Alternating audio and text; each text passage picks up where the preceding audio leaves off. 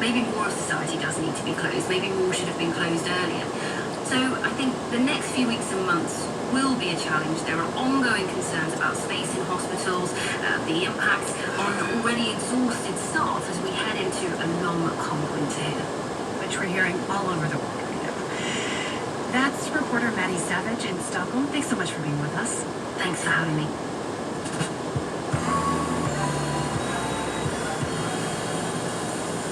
There's much more news and conversation tomorrow on Morning Edition, and it'll include a familiar voice. I'm Lulu Garcia Navarro. That's right, the person who usually guides us through this program will be sitting in this week on Morning Edition, and she'll join another Sunday veteran, Rachel Martin. So be sure to tune in to Morning Edition, or what we like to call the weekday version of Weekend Edition. Ask your smart speaker to play NPR or your member station by name.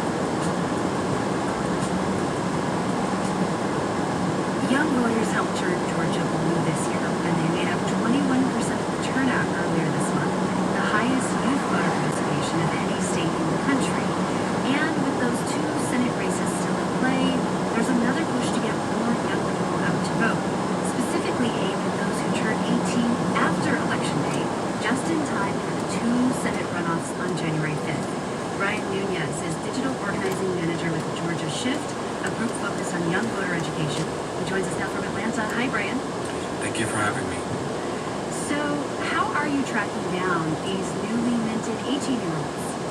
There's about 23,000 that we know of that are going to turn 18 by January 5th. So we want to make sure that all of these young voters are not only registered, but they know when to request their absentee ballot and, get them set up. And then how are you communicating with them? So we definitely want to meet them where they're at. Not only are we doing a social media push, apps like Instagram and of course TikTok, but we're also texting because we've seen that those have been the most successful ways.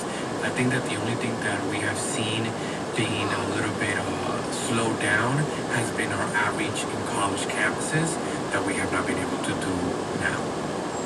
And Brian, as you get the word out, specifically to these new voters, the people just turning 18 who couldn't vote in November but will be eligible to vote in January, what are you hearing from them? So I can actually tell you that I have very close access to a person like that because my little brother is one of those people. So it is very exciting that I've been having him actually come talk to me like, hey, if I go to college, am I going to have astronomical debt?